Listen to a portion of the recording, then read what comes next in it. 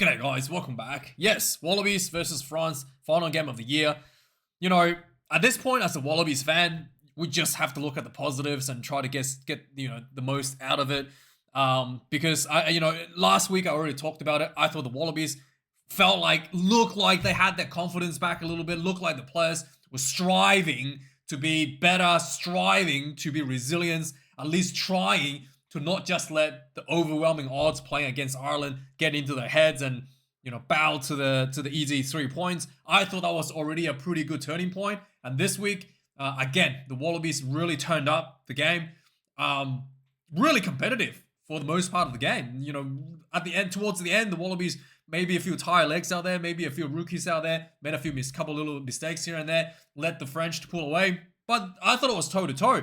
The Wallabies backed themselves, didn't just take the easy points, and really worked and strived to really compete against the best in the world in a sold out state of France, the home of the French rugby. Overwhelming odds against fans backing the French side as well. So yeah, all of that I thought was really, really, really good for the Wallabies, and all of that is something that everybody loved about the Wallabies not that long ago at the Lions tour, at the end of the Lions tour, at the beginning of the Rugby Championship, where the Wallabies beat the Springboks, and then the Wallabies came back in that in that amazing game against the Argentinians. All of that, we started to see it again in this round and the last round against the Irish. Now the question, I think, to all the Wallabies fans, including me, and the disappointment as well, is why was there a huge slump in between? Why was there no consistency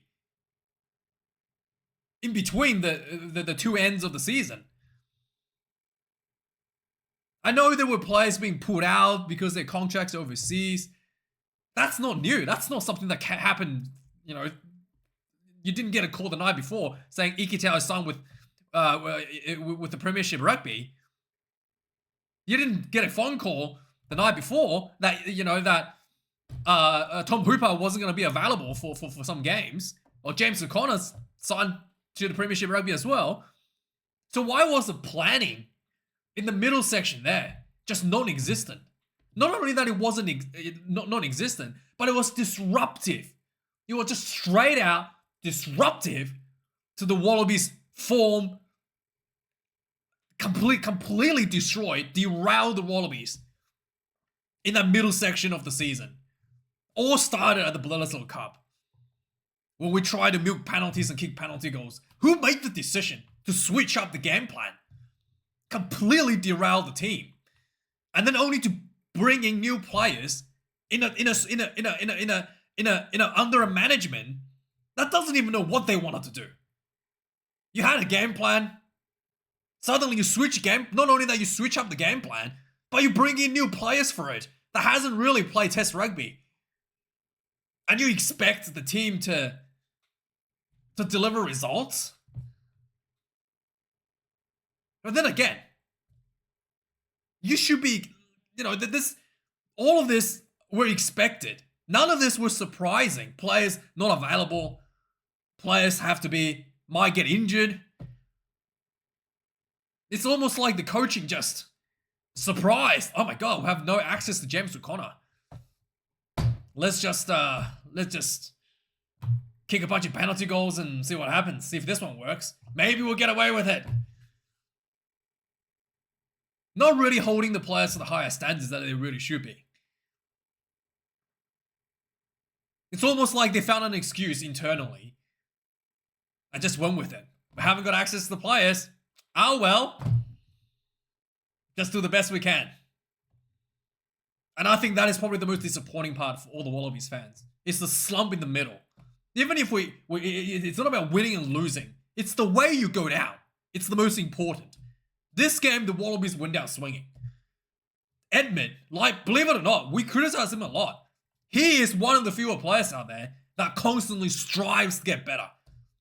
He wasn't good at all when he first brought into the Wallabies. But every week, he improves a little bit. Every week, he tries a little bit harder.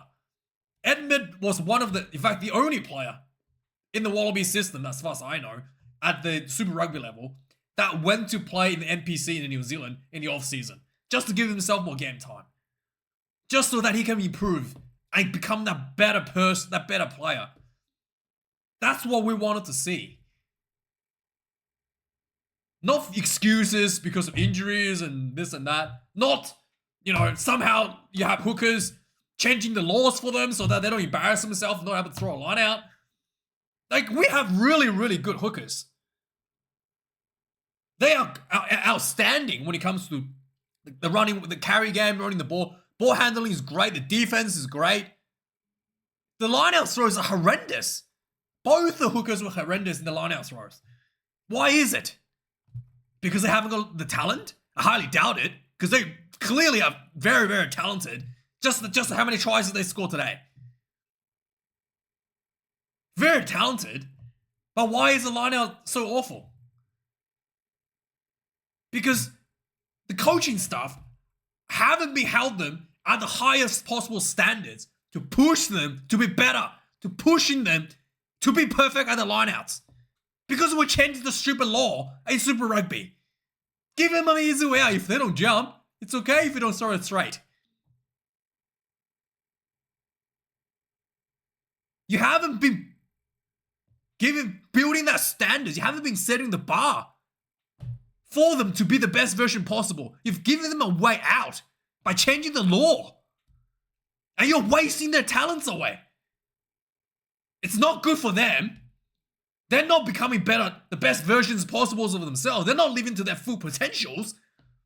Because you are not allowing them. You're not fostering the environment for them to become the best possible versions of themselves. You are depriving them of their talents. That's what happened when you changed the line-out laws.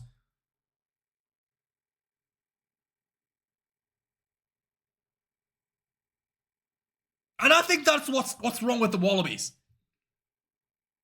The players all have the talent in the world.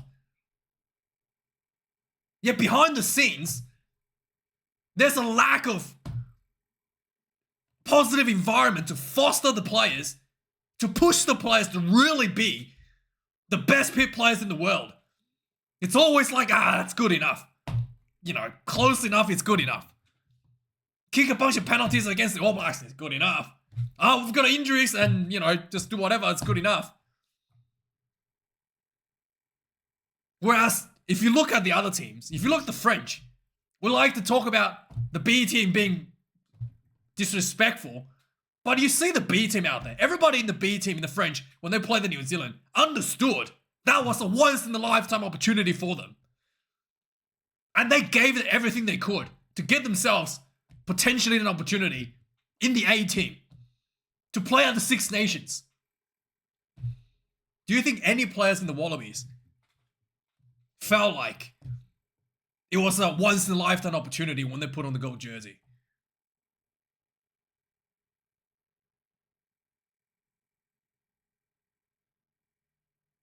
Yeah. Not because the players don't care, because the management hasn't actually gave the, set the standards for it, for the players to think that this is a once-in-a-lifetime situation for them. Again, poor management behind the scenes, in my opinion. Suallii was taken off the field 56 minutes into the game. I'm pretty sure this is the first time he was substituted off. I honestly, I know people think that he's amazing, want to put him on the posters. I thought his performance has been going downhill every week. Number of the tries, line breaks from the French leading the tries were Suallii's defensive errors. And I don't know what's going on with him. He was one of the better defenders out there. Again, I don't know what's going on behind the scenes. How are they motivating the players? What is the conversation between games? In terms, what are the goals that the players are working towards, are striving towards for next game? Surely, it's not to go out there and miss a bunch of tackles. That's not the conversation they had with Suallii, was it? Or did they tell him that it was going to come off early so he didn't give a shit anymore? Which one is it? But again, all the talent in the world not being fostered to be better every week. I don't know what's going on. I really don't know what's going on. If you look at Sasha, every week he's out there looking to get a little bit better than he was last week. He's already like the best Springbok prospect ever by a long shot. And yet we have Suallii, someone who could easily be the best Wallaby ever. He has the talent. And every week he's getting worse. Look at Bielbieri. Every week he's doing something amazing. He's doing better. He's striving to be better. He had a bit of a flat game against Fiji. He came out taking everything by the throat. Taking the opportunity like it's the last one he's got. Or he's going to get dropped. He's going to get cut from the team. Did you think Suallii out there felt like he's ever going to lose the number 13 jersey? The way that he played.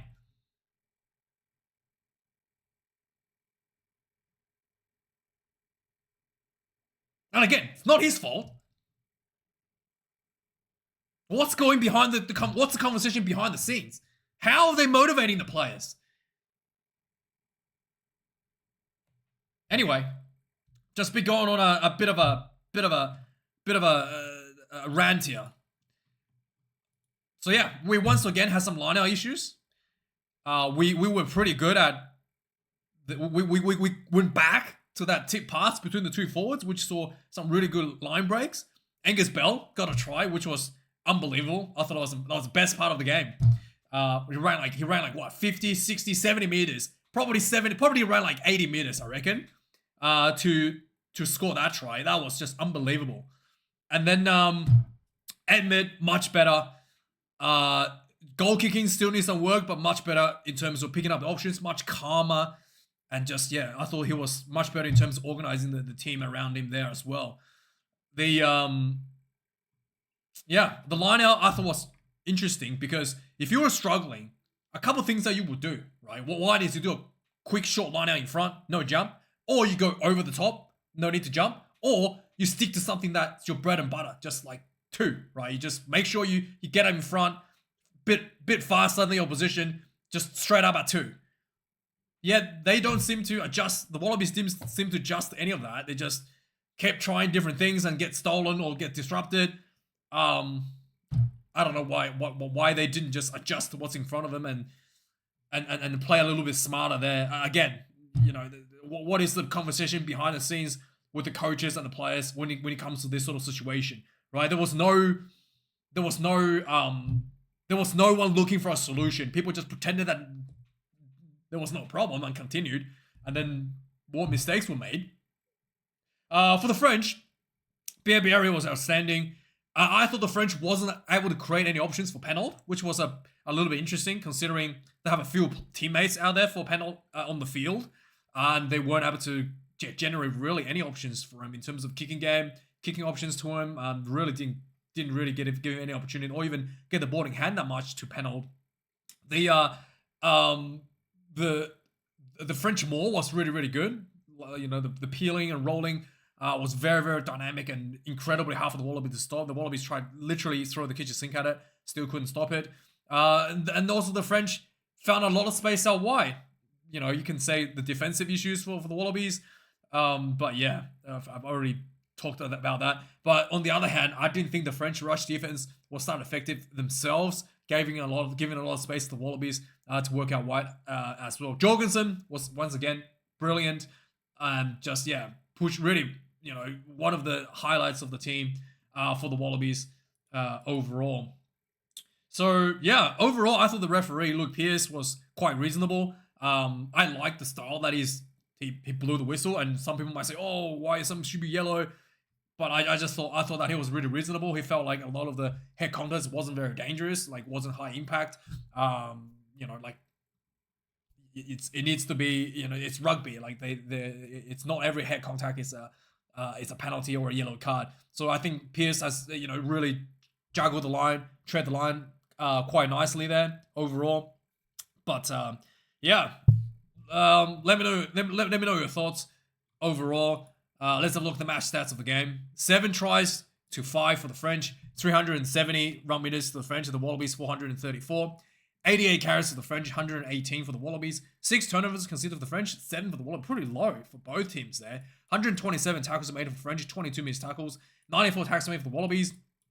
13 missed tackles, pretty low there as well. 18 kicks to play. Both teams were running a lot of the game, not really just punting the ball down the field mindlessly. 2 missed conversions for Ramos and 2 from Edmund. One conversion from Edmund, 1 penalty goal from Edmund as well. 651 kick meters for the French, 552 for the Wallabies. The lineouts, 1 loss for France out of 15, 3 loss out of 13. It's probably a little bit worse than 3 because there was a lot of like disrupted lineouts. That was like technically not lost, but yeah, the French pretty much disrupted a lot of it. Was pretty ugly out there for the Wallabies, and I thought there was a couple of throws where it was clearly not straight and contested, and the referee just kind of like let it go. It got a bit easy there. Scrum, there's 1 loss for the French, no loss for the Wallabies. I thought the French scrum was pretty even overall, but there had a slight dominance in the second half when the reserve props came on for like Alatoa came on and Aiden Ross came on, was a little bit under a little bit of pressure there, but overall it wasn't too bad. It wasn't something that's completely running away for either team. Penalties conceded, 12 against the French, 1 yellow card, 13 against the Wallaby, 1 yellow card as well. For repeated penalties, I believe for both of these yellow cards, if I wasn't wrong, but yeah, Luku had a yellow card for repeated penalties against his team, and then there was 1 yellow card against the Wallabies. What's his name?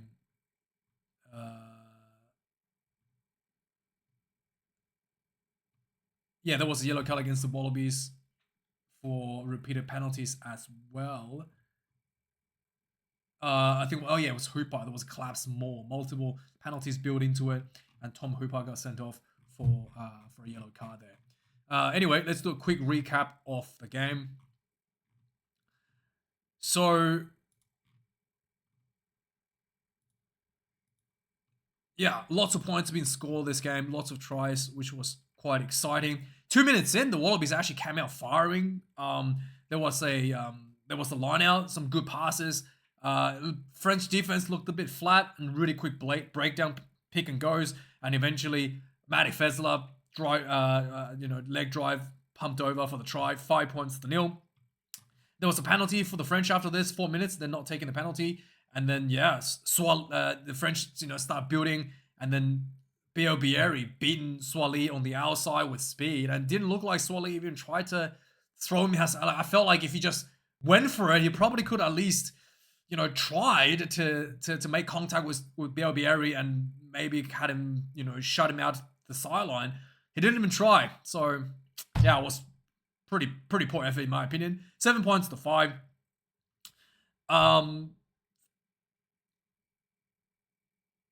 15 minutes into the game, there was a penalty against the French. I think Wallabies tried to go for 3 and then missed. Yeah, 21 minutes in, Jay Gordon takes a quick tap.